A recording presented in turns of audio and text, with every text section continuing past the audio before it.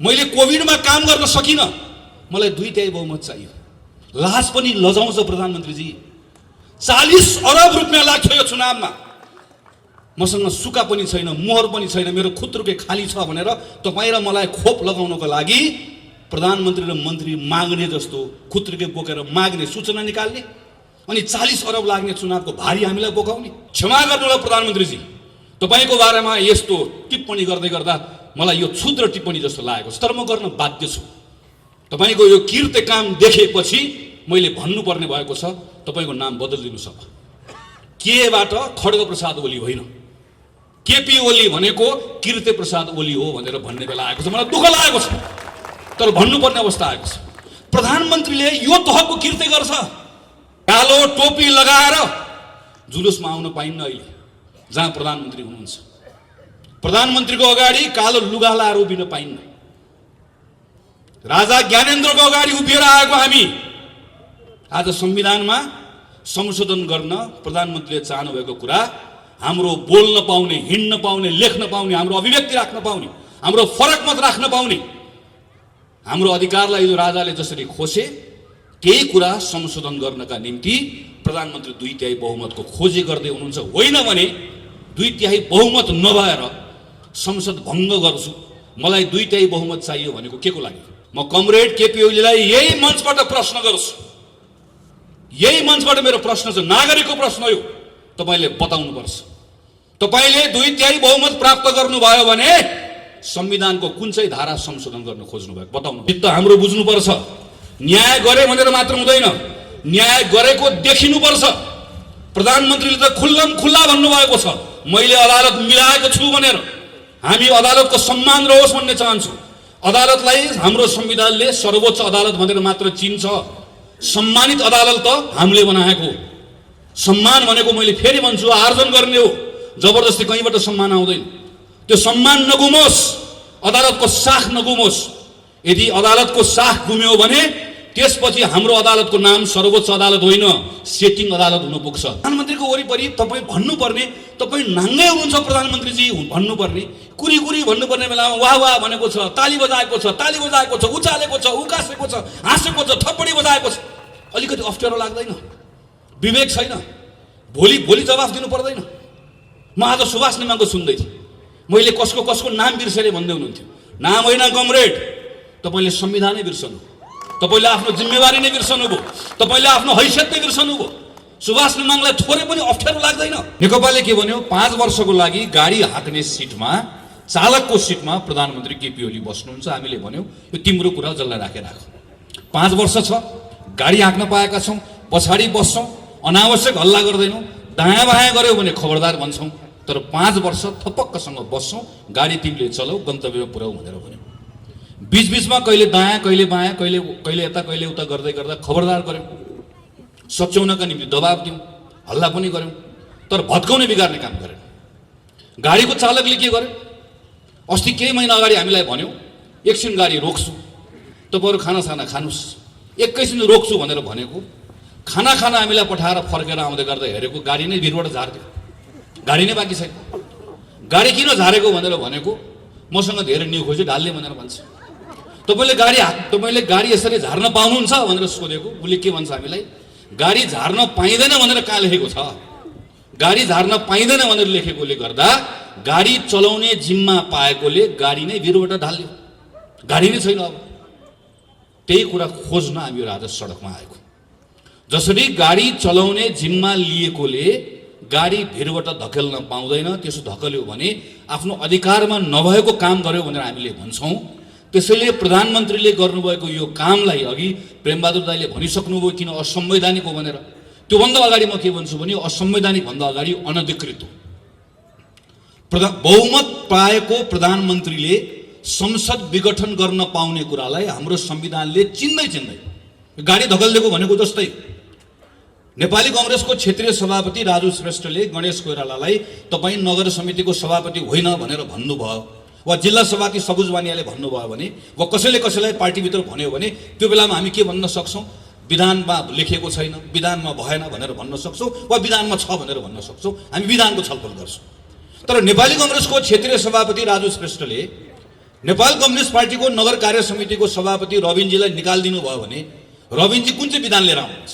के भन्नुहुन्छ उहाँ? मलाई काङ्ग्रेसको सभापतिले निकाल्नुभयो भनेर विधान भन्नुहुन्छ?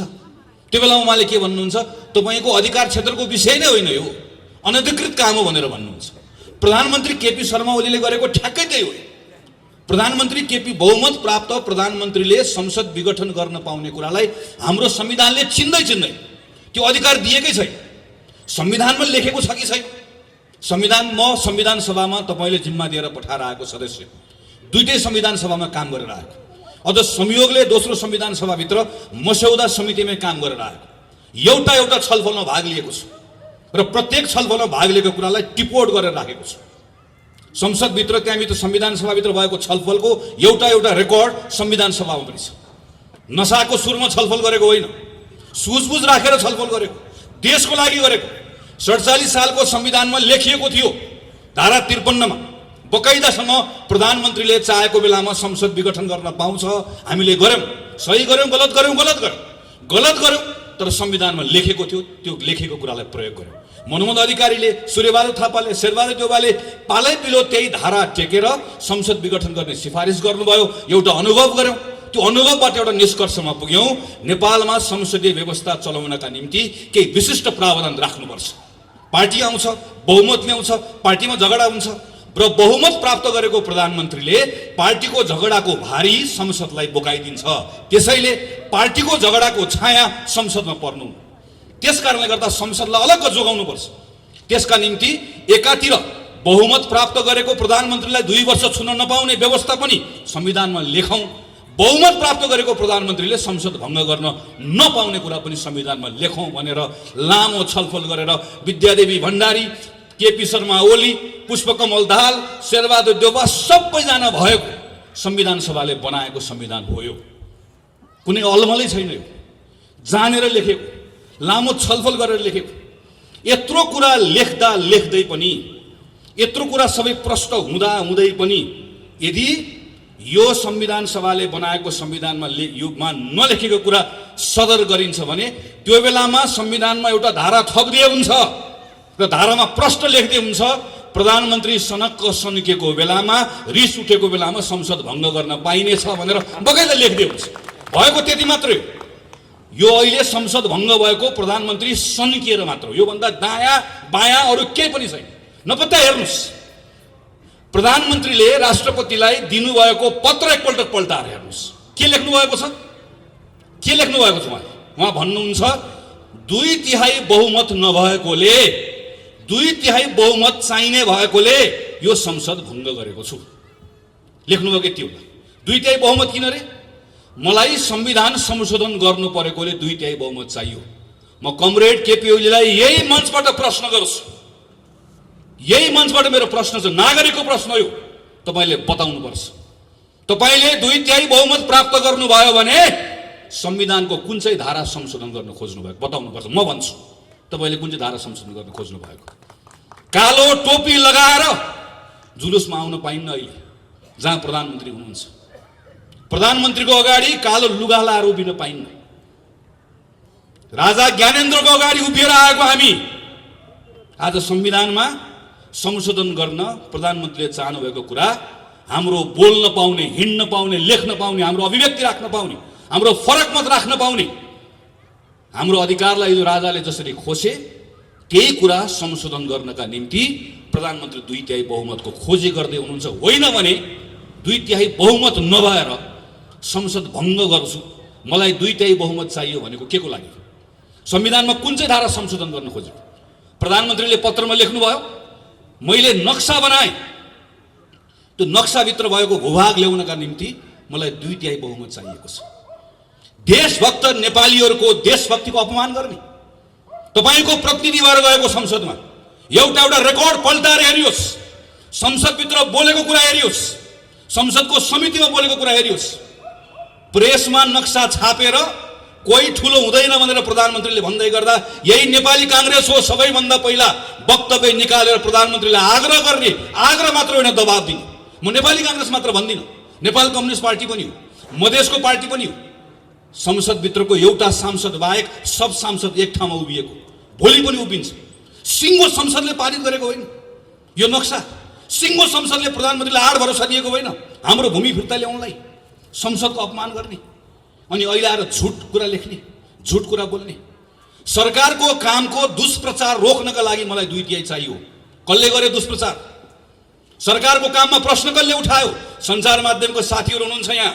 माया नगर्नुहोस्, लेख्नुहोस्, बोल्नुहोस्, भन्नुहोस्, लेखिराख्नु भएको अझै लेख्नुहोस्। म तपाईँलाई पनि आग्रह गर्न चाहन्छु, प्रधानमन्त्रीको सङ्केत को तर्फ हो?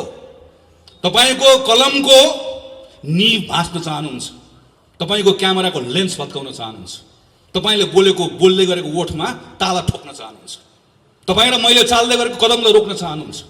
होइन भने के को लागि? संसदमा अहिले विचाराधीन भएको विधेयकलाई एकपटक पल्टाएर हेरौँ, सरकारको नियत थाहा हुन्छ। मैले कोभिडमा काम गर्न सकिनँ, मलाई 2 तिहाई बहुमत चाहियो। लाज पनि लजाउँछ प्रधानमन्त्रीजी। 40 अरब रुपियाँ लाग्छ यो चुनावमा। मसँग सुका पनि छैन, मोहर पनि छैन, मेरो खुत्रुके खाली छ भनेर तपाईँ र मलाई खोप लगाउनको लागि प्रधानमन्त्री र मन्त्री माग्ने जस्तो खुत्रुके बोकेर माग्ने, सूचना निकाल्ने, अनि 40 अरब लाग्ने चुनावको भारी हामीलाई बोकाउने, अनि उल्टो पत्रमा के लेख्ने कि मलाई कोभिडमा काम गर्नका निम्ति 2 तिहाई बहुमत चाहियो भनेर लेख्ने। यस्तो निर्लज्जताको पराकाष्ठा हो। त्यसैले प्रधानमन्त्रीले यो बेलामा अनाधिकृत असंवैधानिक मात्र होइन, चरम अराजनीतिक काम पनि हो। देश कुन अवस्थामा छ? हाम्रो अवस्था के हो? अहिले 101 शक्ति राष्ट्रहरू समेत हल्लिएको बेला छ। अमेरिकाको नयाँ राष्ट्रपति निर्वाचित भएर आउँदै गरेको राष्ट्रपति के भन्छ?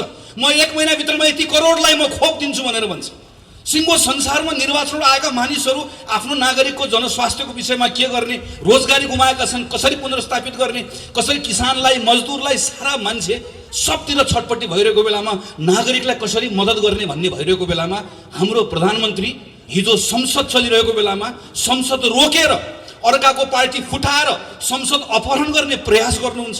मैले गनेर राखेको थिएँ 28-29 दिनसम्म प्रधानमन्त्रीले 17-18 घण्टा काम गर्नुभयो, म्याराथन मिटिङ गर्नुभयो, तर एकपटक तपाईँ र मेरा बारेमा, नागरिकको बारेमा चिन्ता गर्नु भएन। 9 महिना सिंहदरबार टेक्नु भएन।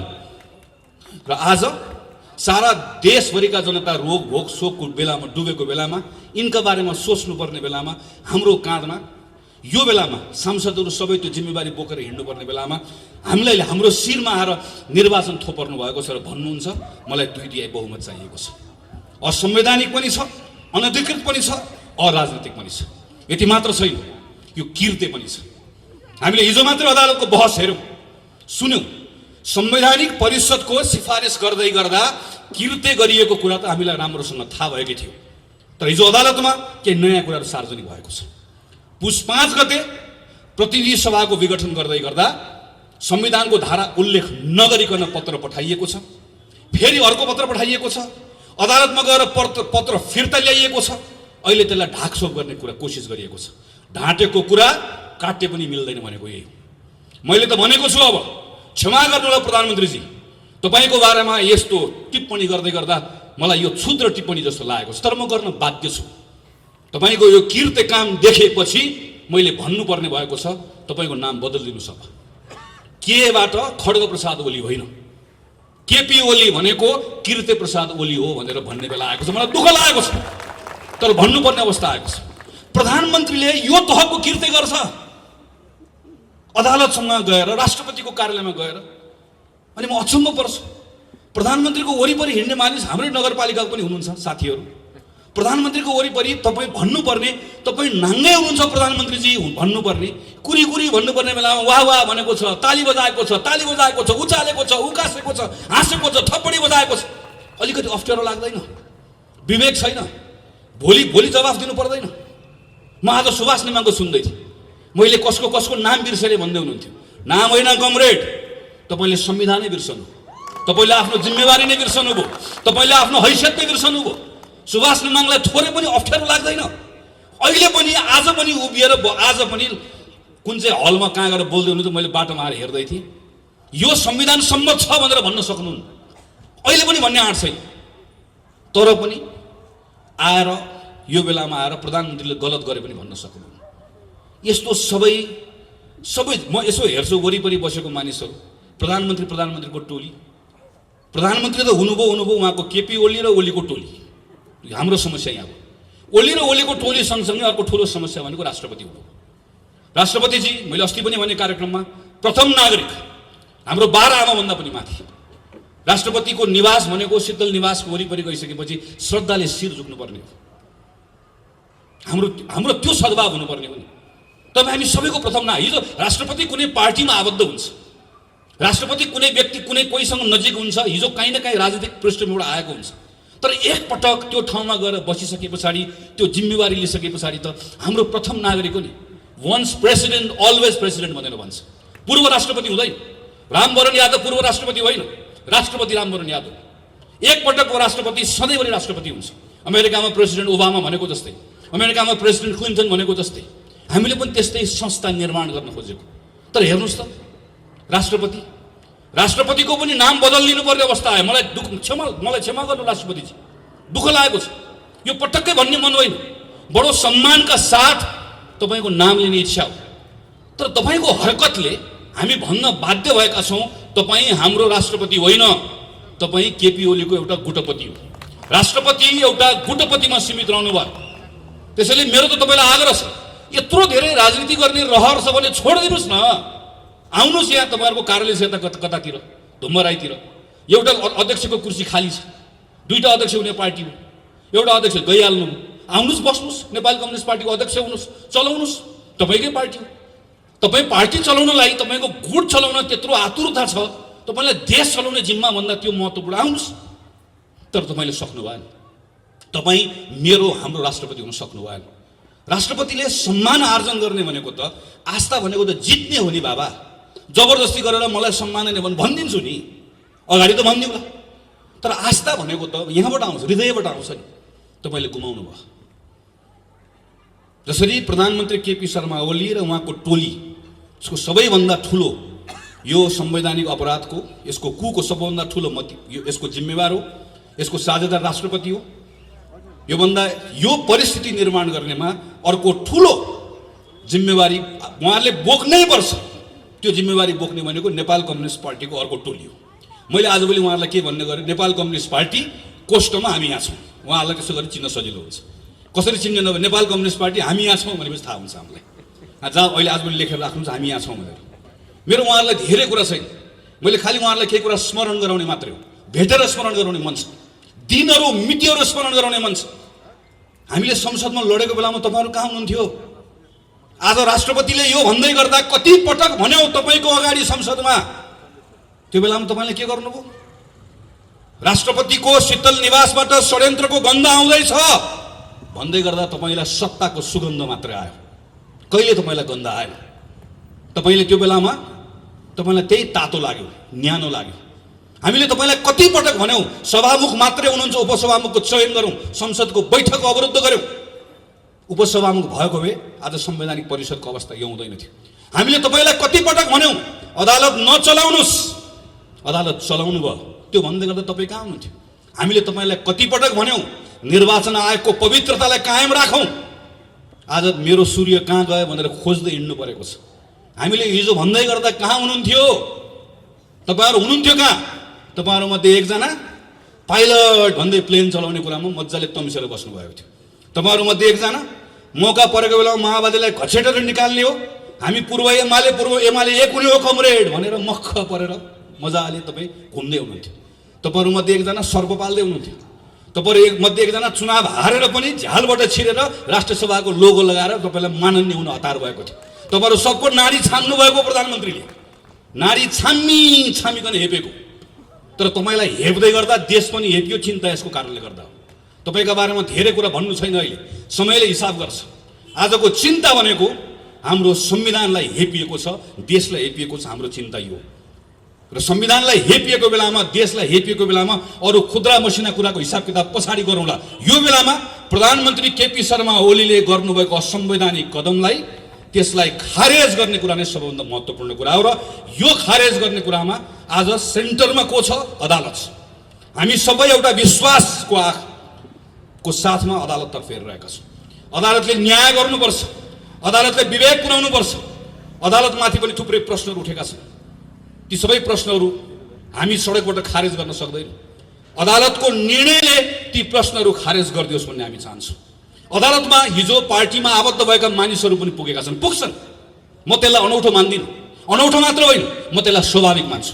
प्रेमबहादुर दाइ यहाँ आउनुहुन्छ, आज काङ्ग्रेसको नेता हुनुहुन्छ, मभन्दा पहिलादेखि नेपाली काङ्ग्रेस पार्टीमा लाग्नु भएको वरिष्ठ अधिवक्ता हुनुहुन्छ। तर यो हामी प्रेमबहादुर दाइहरूले सिकेको, हामीलाई सिकाएको कुरा यही हो, जवाफ दिनुपर्छ। पत्र कहाँ गयो? अदालतमा दर्ता भएको पत्र सरकारले कसरी लिएर गयो? दोषीको हो, दोषीलाई दण्ड दिनुपर्छ। होइन भने यसलाई खालि यताउता पन्छाएर मात्रै चित्त बुझ्दैन श्रीमान, चित्त बुझ्दैन। चित्त हाम्रो बुझ्नुपर्छ। न्याय गरे भनेर मात्र हुँदैन, न्याय गरेको देखिनुपर्छ। प्रधानमन्त्रीले त खुल्लम खुल्ला भन्नुभएको छ, मैले अदालत मिलाएको छु भनेर। हामी अदालतको सम्मान रहोस् भन्ने चाहन्छु। अदालतलाई हाम्रो संविधानले सर्वोच्च अदालत भनेर मात्र चिन्छ। सम्मानित अदालत त हामीले बनाएको। सम्मान भनेको मैले फेरि भन्छु आर्जन गर्ने हो, जबरजस्ती कहीँबाट सम्मान आउँदैन। त्यो सम्मान नगुमोस्, अदालतको साख नगुमोस्। यदि अदालतको साख गुम्यो भने त्यसपछि हाम्रो अदालतको नाम सर्वोच्च अदालत होइन, सेटिङ अदालत हुन पुग्छ। त्यो नहोस् भन्ने हाम्रो चाहना हो, किनकि विश्वास हो, भरोसा हो। सबैभन्दा बढी अदालतप्रतिको विश्वास र भरोसा हाम्रो छ। त्यस कारणले गर्दा चिन्ता हाम्रो छ। यो चिन्ताले भनेको यो अदालतप्रतिको सम्मान, त्यो सम्मानको कारणले गर्दा भनेको। त्यसैले आदरणीय साथीहरू, आदरणीय अग्रजहरू, यो बेलामा यस कारणले गर्दा नेपाली काङ्ग्रेस सडकमा आएको छ। एउटै प्रश्न बोकेर आएको छ, एउटै विचार बोकेर आएको छ, एउटै मन लिएर आएको छ। कोही अल्मलिनु पर्दैन। पार्टीका नेताहरूले भनेका कुराहरू, तरिकाहरू, आफ्नो शैलीहरू होलान्, शैलीहरू फरक हुन सक्दैन। हाम्रो कुरा एउटै छ, हाम्रो कुरा एउटै छ। र हाम्रो त्यो कुरा भनेको प्रधानमन्त्रीले गर्नुभएको काम असंवैधानिक हो।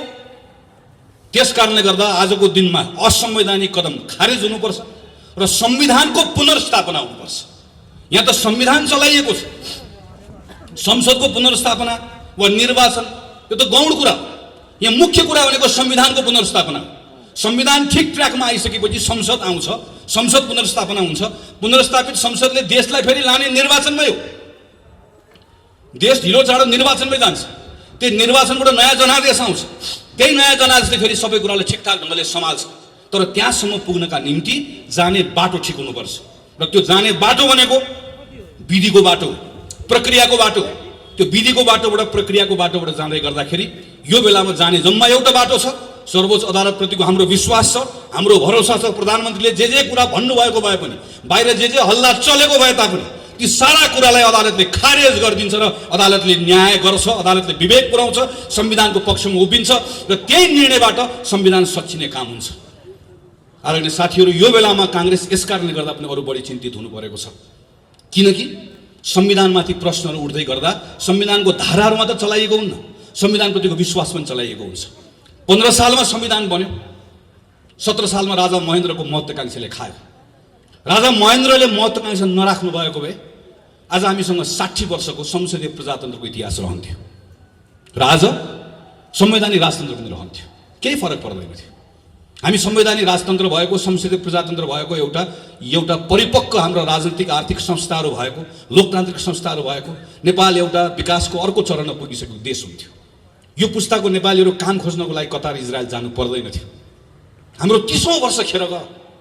46 सालपछि अघि सभापतिले चर्चा गर्नुभयो, म त 48 सालको एसएलसी दिएको मान्छे। 46 सालको आन्दोलनमा त क्लास 9 मा पढ्थेँ। प्रजातन्त्र जिन्दाबाद भन्दै भन्दै बाहरू सबै हामी पनि हिँड्यौँ।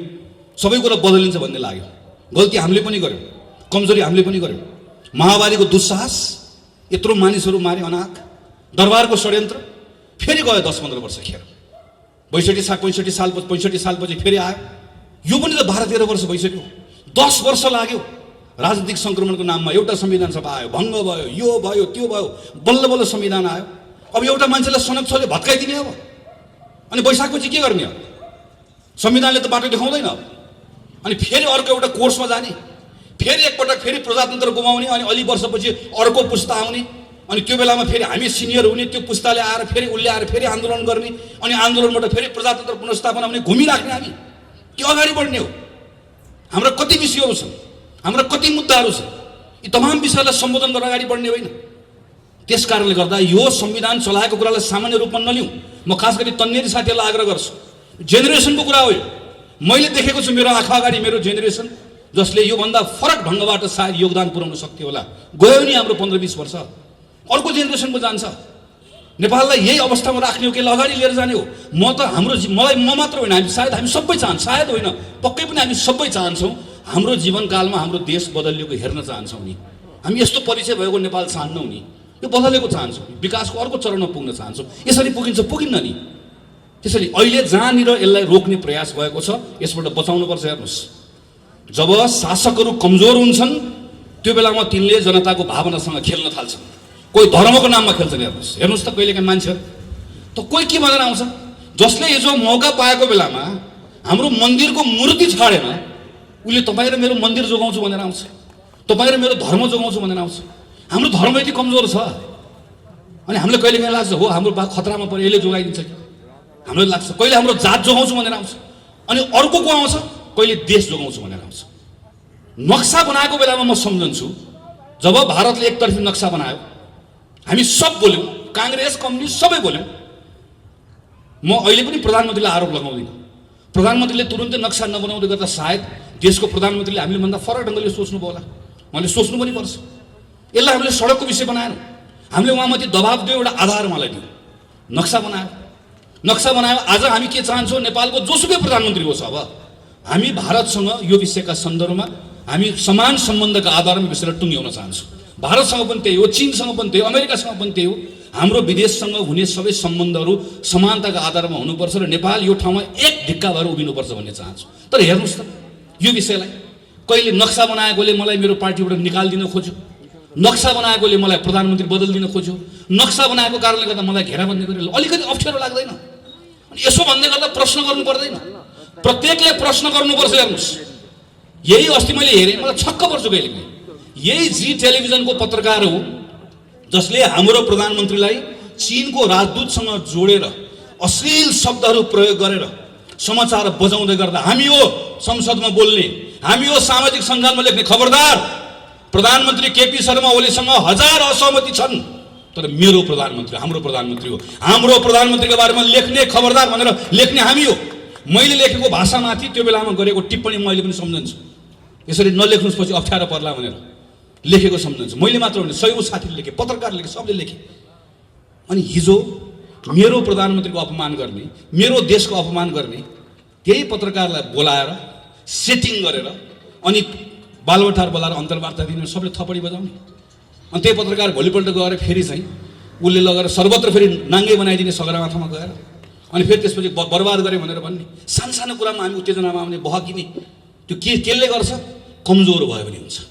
हामी कमजोर भयो भने हाम्रो भावनासँग खेल्छ, कसैले धर्मको नाममा खेल्छ, कसैले जातको नाममा खेल्छ। आज हाम्रो परराष्ट्र मन्त्री जानुभएको छ, संसद भङ्ग गरेर जानुभएकोले हाम्रो परराष्ट्र मन्त्रीलाई हेपेको छ। यहाँ ठुल्ठुलो कुरा गरेर हो पत्रकारसँग। हाम्रो परराष्ट्र मन्त्रीले भारतको प्रधानमन्त्री भेट्न पाउनु भएन, उहाँबाट आएको जासुसले भेट्छ, जासुसले मास्क लाएर आएर छिरेर भेट्छ हाम्रो प्रधानमन्त्री। यहाँ चीनको जासुसले पनि भेट्छ, भारतको जासुसले पनि भेट्छ। हामीले देखेनौँ, पढेनौँ, सुनेनौँ। तर हाम्रो परराष्ट्र मन्त्री भारत भ्रमणमा जाँदै गर्दा भारतको प्रधानमन्त्रीलाई भेट्ने समय पाउनु भएन। यसो भन्दै गर्दा खुच्चिङ म भन्दिनँ, दुःख लागेको छ र यो कुरालाई हामीले मनमा लिएका छौँ। भोलि हामी यसको हिसाब किताब गर्छौँ, हामी मिलेर गर्छौँ भन्छौँ नि। हामी यसलाई हाम्रो घरभित्रको हाम्रो जनमत निर्माण गर्ने कुरामा प्रयोग गर्दैनौँ, गर्नु पनि हुँदैन। धर्मको कुरा, जातको कुरा, देशको कुरा खेलाची कुरा होइन र यसलाई मौका पाएको बेलामा अर्काको विरुद्ध प्रयोग गर्ने कुरा पनि होइन। तर यिनै कुराहरूलाई प्रयोग गर्न खोजिएको छ। त्यस कारणले गर्दा बोल्नुपर्छ साथीहरू, भन्नुपर्छ। त्यसैले म तपाईँहरू सबलाई आग्रह गर्छु, कोही अलमलमा रहनु पर्दैन। एउटा ठुलो षड्यन्त्र देशमा, ठुलो षड्यन्त्रमा यसलाई हालिसक्यो, अँध्यारो सुरुङमा हालिसक्यो। मैले त सुनिरहेको छु, प्रहरी चलाउने, सेना चलाउने थुप्रै हरकतहरू अरू केही दिनमा गर्न खोजिँदैछ भन्ने कुराहरू सुनिराखिएको छ। यी सब कुराहरूमा हामीले रोक्नुपर्छ। हामीले अहिले बोलेनौँ भने पछि इतिहासले हामीलाई सराप्नेछ। हामी अहिले बोल्यौँ, एक ठाउँमा आयौँ, एक ढिक्का भएर बोल्यौँ, ठिक ढङ्गले उभियौँ भने छोडिदिनुहोस्, चुनाव आफै हुन्छ। चुनावमा परिणाम हाम्रो पक्षमा आफै। जनता विवेकी छन् नि, उनले हेरिहाल्छन् नि, उनले मूल्याङ्कन गरिहाल्छन् नि। यो बेलामा नेपाली कङ्ग्रेसले आफ्नो धर्म निर्वाह गरिरहेको थियो, कर्तव्य पुरा गरिरहेको थियो भनेर भन्यो भने जनता समय आएको बेलामा हामीसँग आउँछन्, उभिन्छन्। हाम्रो कर्तव्य यो बेलामा त्यस कारणले गर्दा गाउँमा जाने, टोलमा जाने, सबैतिर जाने गरेर गएर बताउने मात्र होइन, भरोसा पनि दिने। काङ्ग्रेस रुने होइन, काङ्ग्रेसले यो बेलामा ढाडस दिने हो, भरोसा दिने हो। जनताको बीचमा प्रधानमन्त्रीले असंवैधानिक कदम चाल्नु भएको छ, तर हामी सच्याएर छाड्छौँ भनेर भन्ने हो। प्रधानमन्त्रीले देशलाई अँध्यारो सुरुङतर्फ धकेल्न खोज्दै हुनुहुन्छ, तर हामी रोकेर छाड्छौँ भन्ने हो। प्रधानमन्त्री र नेपाल कम्युनिस्ट पार्टीले जनताको मतको अपमान गर्यो, अपमानको बदला लिएर छाड्छौँ भन्ने हो। हामीले हिसाब किताब गरेर छाड्छौँ भन्ने हो। हामीले त्यो आड दिने हो, त्यो भरोसा दिने हो। काङ्ग्रेसको साथीहरूले एउटा ताकत आफूमा पनि राख्ने हो, जनतालाई पनि एउटा आड भरोसा दिने हो। त्यसको लागि देशभरिकै प्रदर्शनमा भएको कहीँ पनि कुनै पनि असर परेको छ, स्वाभाविक छ ती सबै असरप्रति हामी क्षमा चाहन्छौँ। तर कोटेश्वरका दिदीबहिनी दाजुभाइहरू जो पसल चलाइरहनु भएको छ उहाँहरू पनि जान्नुहुन्छ। अनि दर्जनौँ फेसबुक पेजहरूबाट स्वदेश विदेशबाट हेरिरहनु भएकाहरू जान्नुहुन्छ कि आज काङ्ग्रेस थियो जिम्मेवार ढङ्गले कोटेश्वरमा शालीन ढङ्गले शान्तपूर्ण ढङ्गले प्रदर्शन गरिरहेको छ, कोटेश्वरमा बोलिरहेको छ, कोटेश्वरमा जलिरहेको छैन, कोटेश्वरमा कुनै तोडफोड भइरहेको छैन। देशमा कहीँ पनि शान्तिपूर्ण ढङ्गले प्रदर्शन हुँदै गर्दा कहीँ पनि काङ्ग्रेस जस्तो शालीन ढङ्गको प्रदर्शन भएको कारण कहीँ पनि कुनै पनि प्रकारको दुर्घटना हुने खालको, तोडफोड हुने खालको, आगलागी हुने खालको घटना नभइकन आज शान्तिपूर्ण ढङ्गको प्रदर्शन गरिरहेको छ। यो हाम्रो शक्ति पनि हो, यो हाम्रो पहिचान पनि हो।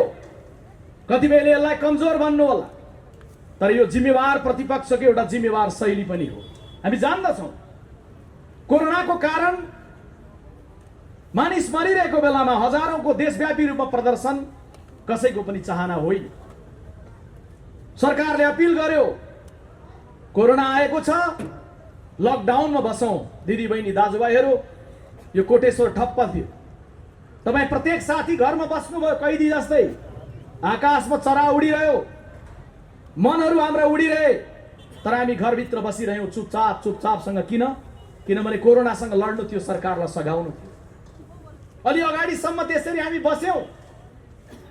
नेपाली काङ्ग्रेस पार्टी प्रतिपक्षी दल कोरोनामा के गर्ला सरकारले भनेर बसेन।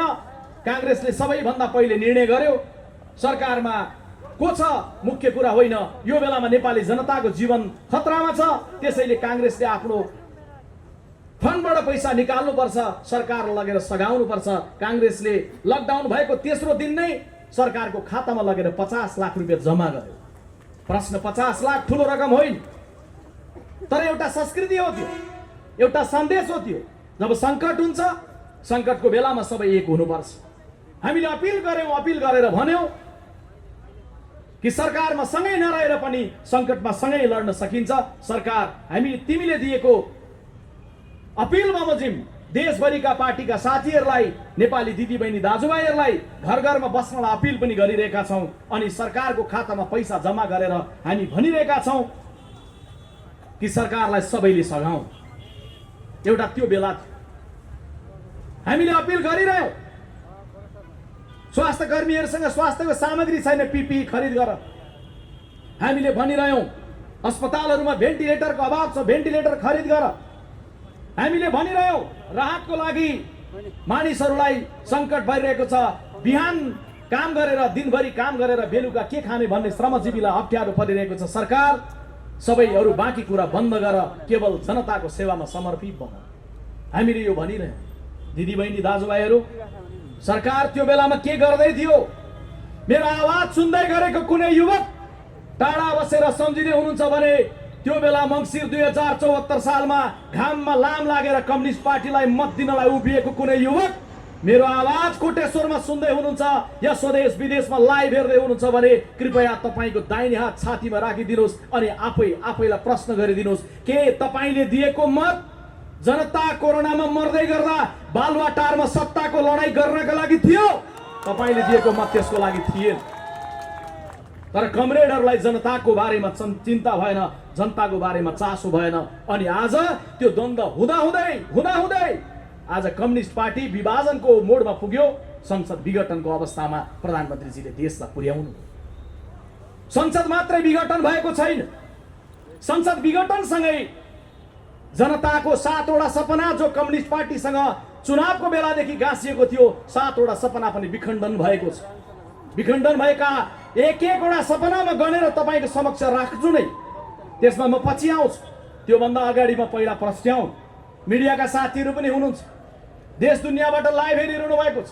काङ्ग्रेस अस्पष्ट पो छ कि, काङ्ग्रेस अलबलमा पो छ कि, काङ्ग्रेसको धारणा के हो भन्ने बारेमा पनि चासो छ, जिज्ञासा छ। पार्टीको प्रवक्ता भएको नाताले मैले यहाँको समारोहलाई पनि, लाइभ हेरिरहनु भएका देशभरिका दिदीबहिनी दाजुभाइलाई पनि मैले प्रस्ट्याउनु पर्ने हुन्छ। मैले क्रमशः बताऊँ, पुसको 5 गते संसद विघटन गरियो। किञ्चित एकै मिनेट पनि ढिलो नगरिकन तत्काल पार्टीको काठमाडौँ उपत्यकामा उपलब्ध वर्तमान र पूर्व पदाधिकारीहरूको हामीले बैठक बोलायौँ। हामीले निर्णय गर्यौँ, कुनै लामो बहस छलफल धेरै समय नलगाइकन हामी सबै एउटा निष्कर्षमा थियौँ कि यो संसद विघटन असंवैधानिक छ, संसद विघटन अलोकतान्त्रिक छ, यो संसद विघटन सर्वसत्तावाद उन्मुख छ। पार्टीले 5 गतेको दिन जे निर्णय गर्यो त्यो निर्णयको पक्षमा अहिले पनि पार्टी छ। त्योभन्दा किञ्चित पनि तल माथि दायाँ बायाँ इन्तु परन्तु पार्टी छैन। 5 गते विघटनको लगत्तै त्यो धारणा बनाएर 6 गते नेपाली कांग्रेसले नै सर्वदलीय बैठक बोलायो।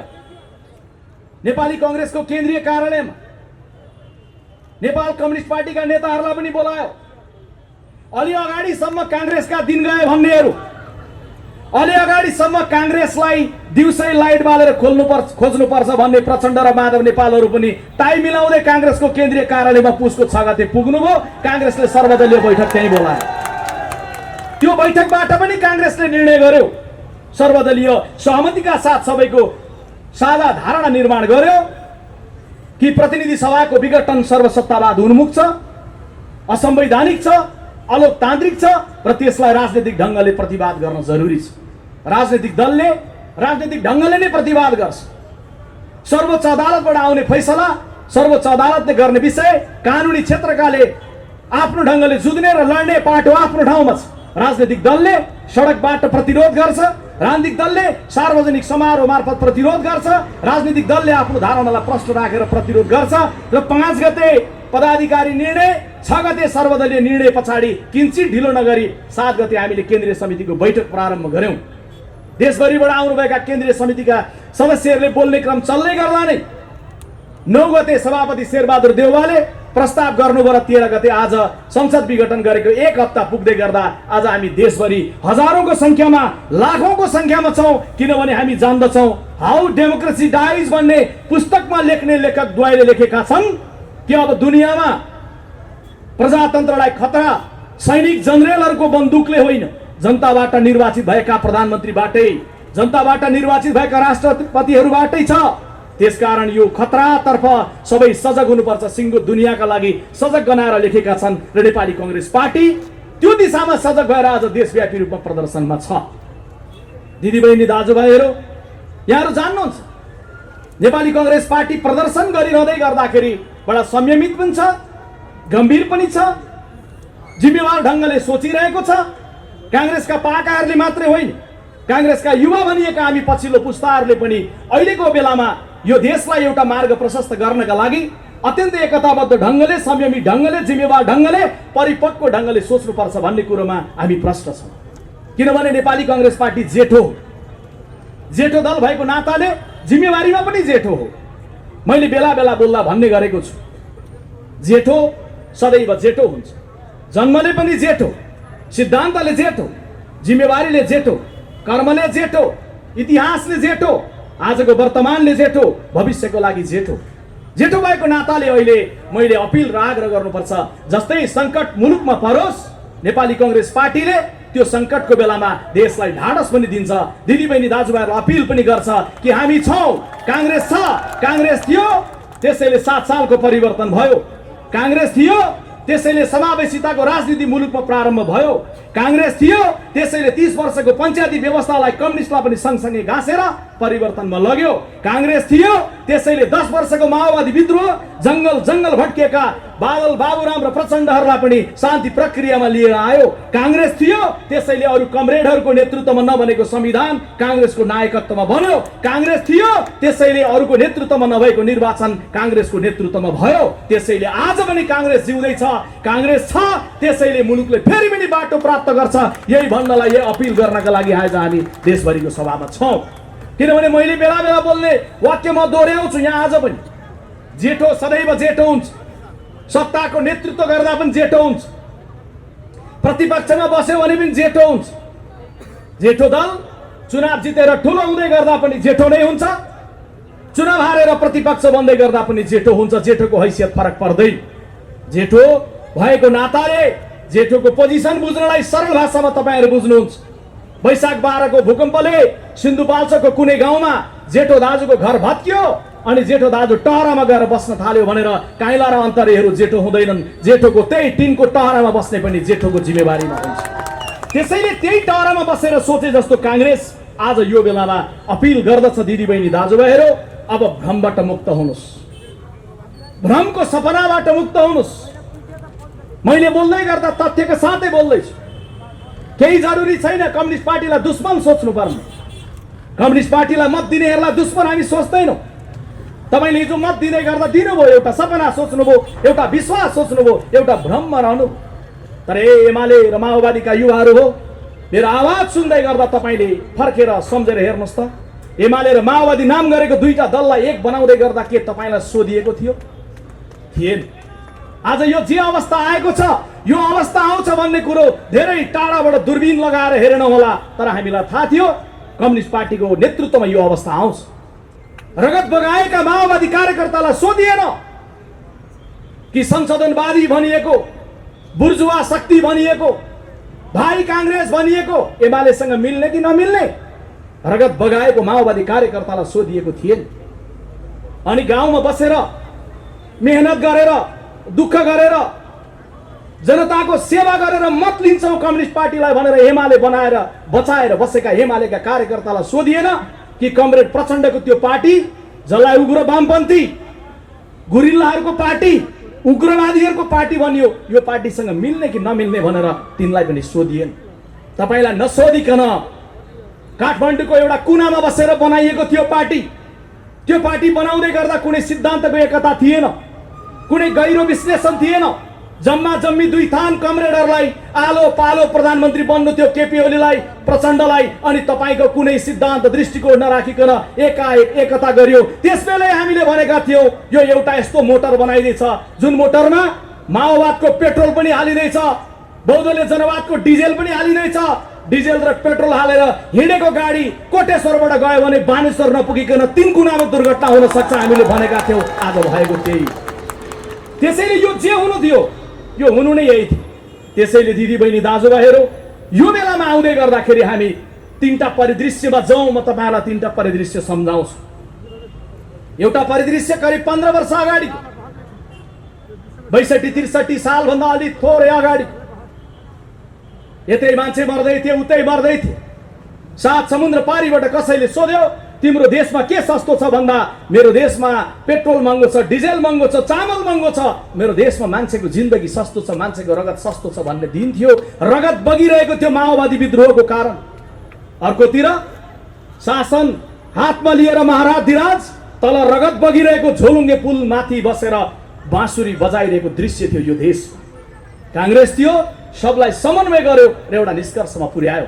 तर आज 15 वर्ष पछाडि त्यसबेला देखिएको सपना, 12 बुँदे समझदारी, 19 दिनको जनआन्दोलन, जनताले 70 वर्षको सपना पुरा गरेर बनाएको संविधान सभा, पहिलो संविधान सभाबाट नमानेर दोस्रो संविधान सभाबाट बनाइएको संविधान, अनि त्यसबीचमा घोषणा गरिएको गणतन्त्र, अनि संविधान निर्माणपछि गराइएको 3 तहको चुनाव, के हामीले देखेको सपना, हामीले राजनीतिक अध्याय पुरा गर्दै गर्दा सडकमा हिँड्दै गरेको युवकलाई भनेको होइन कि हे युवक आओ अन्तिम पटक सङ्घर्षमा आओ, अब यो देशमा फेरि सङ्घर्ष गर्नु पर्दैन हामीले भनेको होइन। तर त्यो बेला देखिएको सपना फेरि सडकमा आएर दुर्घटित हुँदै गर्दाखेरि आज रोमको महाराज निरो होइन, झोलुङ्गे पुलमाथि बसेर बाँसुरी बजाउने ज्ञानेन्द्र निरो होइन, आज म हेरिरहेको छु कमरेड केपी ओलीलाई त्यो बेलाको हिरोइजमदेखि लिएर आजको निरोइजमसम्म एकैचोटि हेरिरहेको छु कमरेड केपी ओलीलाई। त्यो बेलाको त्यो कथाहरूलाई बिर्सिए कमरेड। 15 वर्ष अगाडिको कुरा छोडौँ, केवल 3 वर्ष अगाडिको कुरा गरौँ। जो कांग्रेस हुनुहुन्न नि दिदी बहिनी दाजुभाइहरू पर हुनुहुन्छ, जसले सुन्दै हुनुहुन्छ नि, म तपाईहरुलाई अपिल गर्छु 3 वर्ष अगाडि सम्झिनुस् त। मङ्सिरको महिनामा बिहानै उठ्दै गर्दा के सपना देख्दै मतदान केन्द्र जानु भएको थियो? अघिल्लो दिन राति सुत्नु अगाडि घर परिवार बच्चा बच्ची छोरा छोरी बाबुआमा बसेर भोट दिँदै गर्दा के दिने भनेर दिनु भएको थियो? यो देश कसैले बनाएन, कम्युनिस्ट पार्टीले बनाउँछ। यो देशमा कोहीले केही गरेन, कसैले केही गर्छ त कमरेड केपी ओलीले गर्नुहुन्छ। चुनावको बेलाको त्यो सपनाहरू सम्झिनुस् अनि यो 3 वर्षको समीक्षा गर्नुस्। यो 3 वर्षको समीक्षा गर्दै गर्दा तपाई के पाउनुहुन्छ? हामीले त त्यस बेला भनेका थियौं कि हामीले कांग्रेसले 46 सालको परिवर्तनपछि गाउँहरूमा बाटो पुर्याएका छौं दिदी बहिनी दाजुभाइहरू। त्यो बाटोहरू कालोपत्रे गर्न बाँकी छ। हामीले गोरेटोहरू बनाएका छौं, ती गोरेटोहरूलाई कालो बनाउने हाम्रो सपना छ। आदरणीय मतदाता दिदी बहिनी दाजुभाइहरू, तपाईहरु सुन्दै हुनुहुन्छ भने सम्झिनुहोस्, तपाईलाई त्यो सपना जस्तो लाग्यो। कांग्रेस त गोरेटोलाई कालोपत्रे बनाउने मात्र भन्छ, तपाईलाई त्यो सपना जस्तो लागेन। तपाईलाई लाग्यो सपना त चुच्चो भएको रेल कमरेड केपी ओलीले ल्याउँछु भन्नुभएको छ, त्यो सपना हो भन्ने लाग्यो। अनि तपाई बिहानै बिउजिनु भयो, रेल सम्झिँदै गएर ड्याम भोट हाल्नुभयो। आज तपाईको रेलको सपना दुर्घटित भएको छ। हामीले त त्यस बेला भन्यौ 46 सालको परिवर्तन अगाडि यो देशमा 40% मान्छेको आँगनमा पानी पुगेको थियो। कांग्रेसले नेतृत्व गरेको यो 20-25 वर्षको कालखण्डमा कहिले कांग्रेसको नीतिले, कहिले कम्युनिस्ट आए पनि कांग्रेसको नीति, कहिले कांग्रेसको नेतृत्वले 80-85% मान्छेको घरको आँगनमा पानीको धारा पुग्यो। 15-16-17% मान्छेको घरमा पानीको धारा पुग्न बाँकी छ। आदरणीय दिदी बहिनी दाजुभाइहरू, रुख चिन्हमा मतदान गर्नुहोस्, कांग्रेसलाई विजयी बनाउनुहोस्। हामी पानीको धारा खडा गर्छौं। तपाईलाई त्यो सपना जस्तो लागेन?